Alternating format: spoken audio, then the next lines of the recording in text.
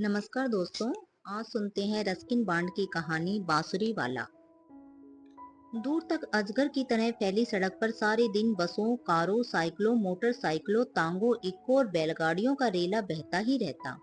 इस बहाव को देखकर लगता है कि भागते हुए शहर और ऊँघते हुए गांव के बीच एक सीमा रेखा खिंची हो।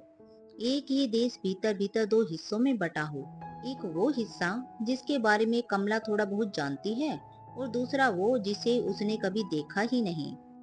जयपुर के जिस इलाके में कमला की दादी रहती है, वही सड़क के दूसरी ओर मीलों फैले खेत और गांव कमला को अक्सर बुलावा देते हैं। लेकिन कमला कभी सड़क पार करके उस तरफ नहीं गई। व्यस्त शहर को क्षितिज चूमती शांत हरियाली से अलग करती एक गहरी काली लकीर हमेशा उसे रोक देती है। यूं भी कमला शहरी जिंदगी की आदी है।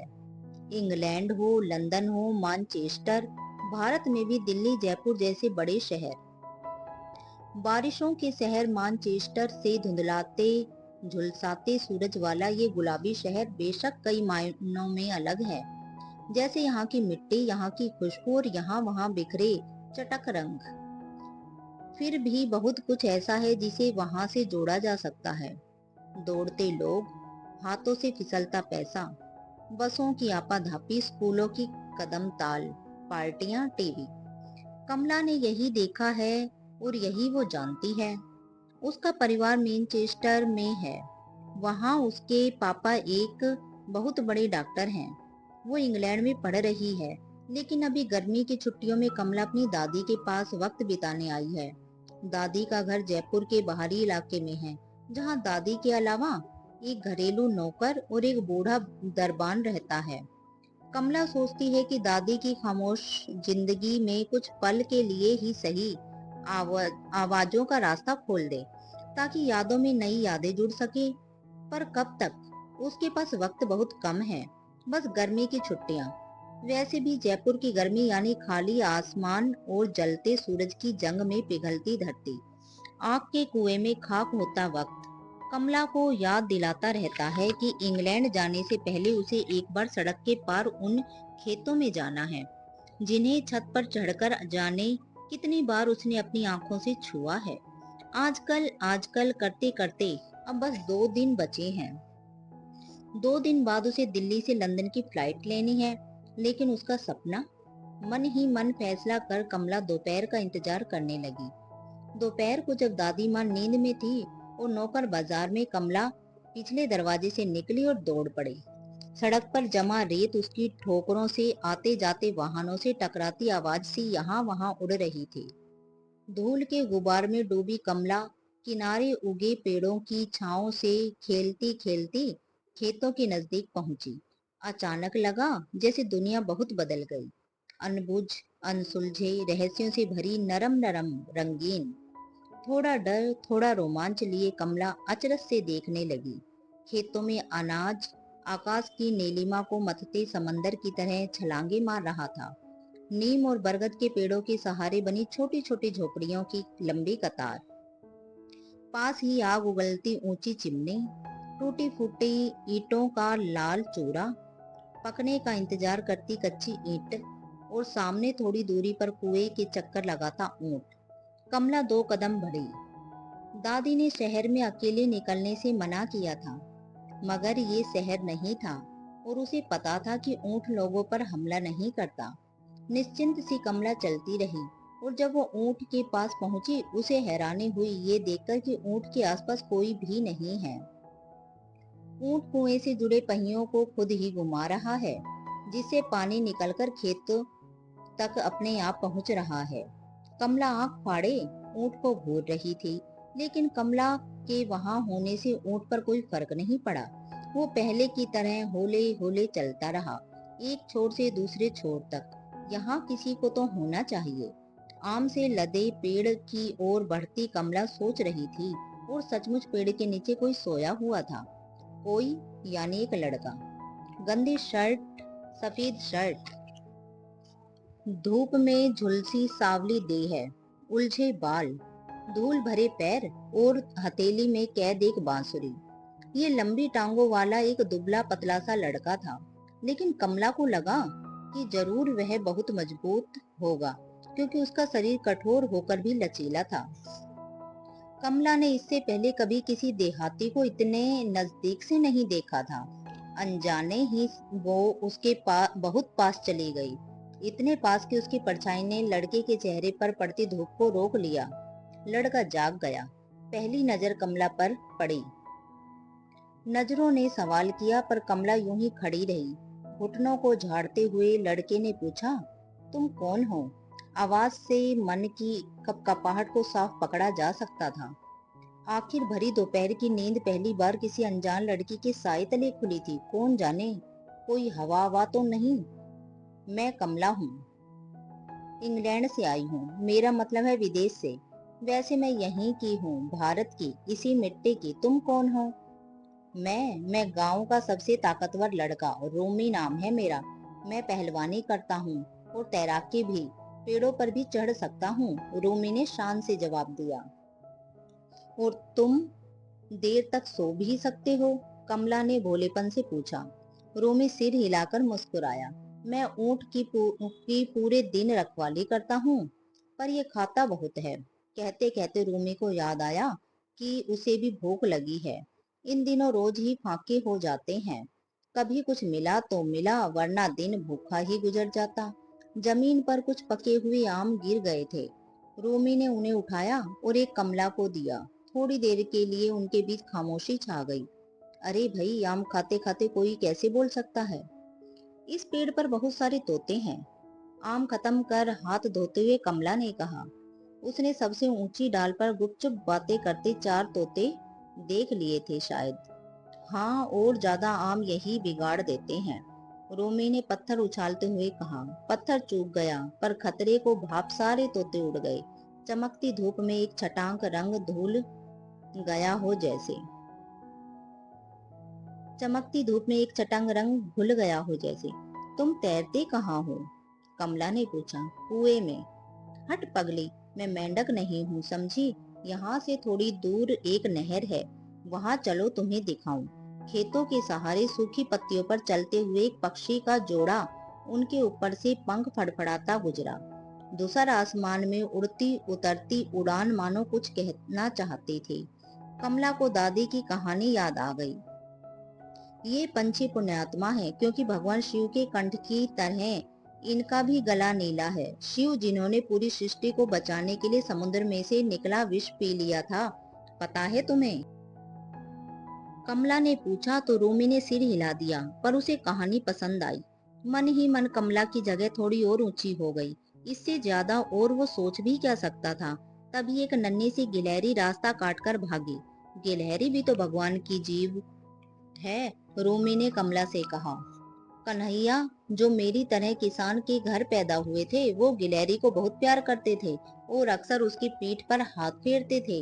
इसीलिए उसकी पीठ पर 4 काली लकीरें हैं, उनकी उंगलियों के निशान। क्योंकि वो मेरी तरह काले भी तो थे न। तुम गिलहरी पकड़ सकते हो? कमला ने पूछा। नहीं, वो बहुत तेज भागती है, पर सांप पकड़ सकता हूँ। बल्कि मैंने एक पकड़ा भी है। पूंछ से पकड़ा और कुएं में डाल दिया। हमारे गांव में कुआं सांपों से भरा है। जब भी कहीं कोई सांप दिखाई देता है, हम लोग उसे पकड़कर कुएं में डाल देते हैं। अपनी बहादुरी का किस्सा सुनाते रोमी को देखकर कमला सोचने लगी, उन सांपों के बारे में जो कुएं के अंधेरों और पानी में छप छप छई कर रहे होंगे। उसे समझ नहीं आया कि वो लौट जाए या, लेकिन उसके सारे सवाल खत्म हो गए जब उसने नहर को देखा।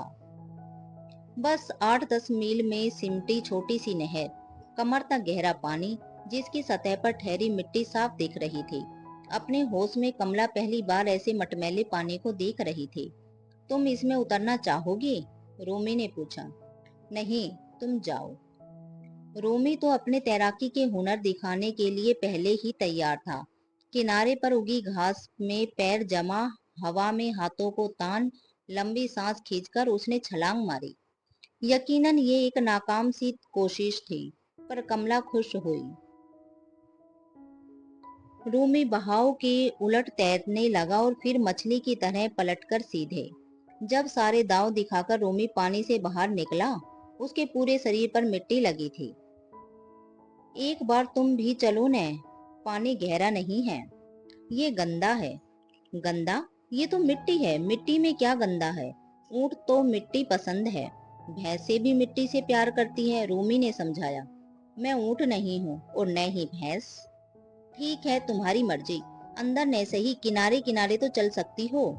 हाँ न के बीच कुछ पल गुजर गए। आखिर कमला मान गई, पर जैसे ही वो आगे बढ़ी उसका पैर फिसला और ढलान से फिसलकर वो सीधे पानी में गिर गई। हालांकि वो ज्यादा गहरे पानी में नहीं गिरी, मगर उसकी सफेद शर्ट पर जगह जगह मिट्टी के दाग लग गए। घुटना भी थोड़ा सा छिल गया। गीली चिकनी मिट्टी में एक एक पैर संभाल कर रखना पड़ रहा था। रूमी ने उसका हाथ पकड़ लिया। अब वो आराम से पानी में तैरती मछली और एक टांग पर खड़े बुगले को देख सकते थे। रुको, अचानक रूमी ने कहा। क्या हुआ? घबराकर कमला ने पूछा। कछुआ, वो देखो। रूमी की नजरों से का पीछा करते हुए कमला ने देखा एक शांत उभरी हुई पीठ वाले कछुए को। जब तक कमला कुछ कहती, रूमी ने उसे हाथ में उठा लिया। बेचारा कछुआ रूमी के हाथ लगाते ही अपने खोल में सिकुड़ गया। लेकिन रखो, वापस रखो, वो अपने अंडों पर बैठा था। और तुमने? कमला तनी गुस्से में बोली। रूमी को भी गलती का एहसास हुआ। रूमी ने वापस उसे वहीं रख दिया जहां से उठाया था। अब मुझे चलना चाहिए, बहुत देर हो गई, दादी परेशान हो रही होगी। साथ साथ चलते हुए वो वापस आम के पेड़ तक आए। कमला ने कहा, मैं तुम्हें एक दिन अपने घर ले जाऊंगी, पर शायद अगले साल या उससे भी बाद, लेकिन एक दिन जरूर। तुम बहुत दूर रहती हो? रूमी ने पूछा। हाँ, समुंदर के पार, इंग्लैंड में। वहाँ मेरे मम्मी पापा हैं, स्कूल है। मैं दिल्ली से हवाई जहाज में बैठकर अपने घर जाऊंगी। तुम कभी दिल्ली गए हो? मैं तो कभी जयपुर के बाहर कहीं गया ही नहीं। तुम्हारा इंग्लैंड कैसा है? वहाँ तैरने के लिए नहर है? नहर नहीं, समुद्र। सब लोग समुद्र में तैरते हैं। समुद्र का पानी बहुत ठंडा होता है। जहाँ मैं रहती हूँ वहाँ दुकानें हैं, थिएटर है, हॉल है। ऐसी जगह है जहाँ तुम कुछ भी खा सकते हो। हर देश के लोग उस जगह रहते हैं। तुमने कभी पीले, काले, सफेद, लाल मुंह के लोग देखे हैं? हाँ, एक बार मैंने एक लाल मुंह का आदमी देखा था। वो गांव की खेतों की गाय भैंसों की तस्वीरें खींच रहा था। उसने मेरी भी तस्वीर खींची और वादा किया कि मुझे भेजेगा, लेकिन वो फोटो आज तक नहीं आई। कमला ने देखा, उसकी बांसुरी घास पर आराम कर रही है। ये तुम्हारी बांसुरी है? हाँ, ये बहुत पुरानी है, पर कहते हैं कि पुरानी चीज अच्छी होती है। ये मुझे ऐसे ही मिली थी, क्या पता शायद ये कन्हैया की ही हो। तुम्हें बांसुरी बजाना किसने सिखाया? कमला ने मुग्ध भाव से पूछा। किसी ने नहीं, मैं खुद सीख गया। तुम्हें सुनाऊं? गर्दन हिलाकर कमला वही आम के सहारे टिककर घास पर बैठ गई। हवा में धीमी तान बिखरने लगी। आत्मा की गहराइयों से उठता संगीत सांसों में घुलकर मन में उतरता चला जा रहा था, आहिस्ता आहिस्ता। कमला के अलावा चंद पक्षी और एक ऊंट रूमी के सुरों से नहा रहे थे। कुएं के चारों ओर चक्कर लगाते ऊंट को ये सुर समझ आ रहे थे या नहीं, कौन जाने। पंछी ने पसंद कर रहे थे या नहीं, ये भी कहना मुश्किल है। हाँ, मगर जब से रूमी ने बजाना शुरू किया, तब से चारों तरफ एक चुप्पी सी छा गई थी। कमला रूमी की आंखों में तैरती जिंदगी को साफ सुन रही थी। मुंदी आंखें, उठती गिरती उंगलियां, सांसों से फूटते संगीत, मानो जलती धरती को किसी बादल ने ढक लिया हो। जब रूमी ने बजाना बंद किया, सब तरफ से कुछ ठहरा हुआ सा था, सिवाय गेहूं की लहलाती हवा और कुएं में घर घराती पानी की आवाज के। कमला उठ खड़ी हुई। कमला, कब आओगी? अगले साल। अगले साल? कब तक तो तब तक तो कितने दिन बीत जाएंगे। तुम शायद सब कुछ भूल जाओ और पलटकर वापस आना भी न चाहो। नहीं, मैं आऊंगी। पक्का? बिल्कुल पक्का। तुम ये ले जाओ, कमला के हाथों में बांसुरी थमाते हुए रूमी ने कहा। मैं दूसरी ढूंढ लूंगा। लेकिन मुझे तो ये बजाने भी नहीं आती, उलझी सी कमला ने कहा। पगली, मैंने कहा था न, इसे बजाना नहीं पड़ता, ये खुद बजती है। कमला ने दोनों हाथ ऊपर उठाए, बांसुरी को होठों पर रखा और हल्की सी सांस फूकी। एक अजीब सा सुर फूटा। पेड़ पर बैठा तोता तीखी आवाज करता हुआ उड़ गया। रूमी खी खी करके हंसने लगा। कमला खींचकर तेजी से मुड़ी और सड़क की ओर भागने लगी। थोड़ी दूर जाकर वो पलटी और ओझल होने से पहले शायद आखिरी बार हाथ हिलाया। कुएं के सहारे खड़े रूमी ने उसके हाथों में कसी बांसुरी को देखा और चिल्लाकर कहा, अगले बरस आना मत भूलना। मैं आऊंगी जरूर। धीरे धीरे दूर जाती कमला की आवाज रास्तों में ही गुम हो गई। कमला दौड़ रही थी अपने घर की तरफ, लेकिन कौन सा घर? वो जो इंग्लैंड में था, जो भारत में था, या जो दौड़ती भागती सड़क के उस पार था? आज कमला नहीं जानती, लेकिन एक दिन वो जरूर ढूंढ लेगी अपनी सही मंजिल। शायद हाँ, शायद ना। रोमी उसे जाते देखता रहा जब तक कि वो गुबार में खो नहीं गई। फिर वो पलटा। जाने क्यों उसे लगा ऊंट बहुत धीमे धीमे चल रहा है। उसने ऊंट को तेज चलने के लिए फटकार लगाई, लेकिन ऊंट ने रोमी की तरफ देखा भी नहीं। वो वैसे ही चलता रहा, जैसे कुछ घंटे, कुछ साल, कुछ सदी पहले। बिल्कुल अपने देश की तरह, जो एक कुएं के चारों ओर घूम रहा है, घूम रहा है, घूम रहा है, जबकि पत्थरों पर से बहता पानी जमीन निगल रही है या आसमान, कौन जाने। तो दोस्तों, यह थी रस्किन बांड की कहानी बांसुरी वाला। उम्मीद है आपको पसंद आई होगी। कहानी सुनने के लिए हृदय तल से आभार आप सभी का।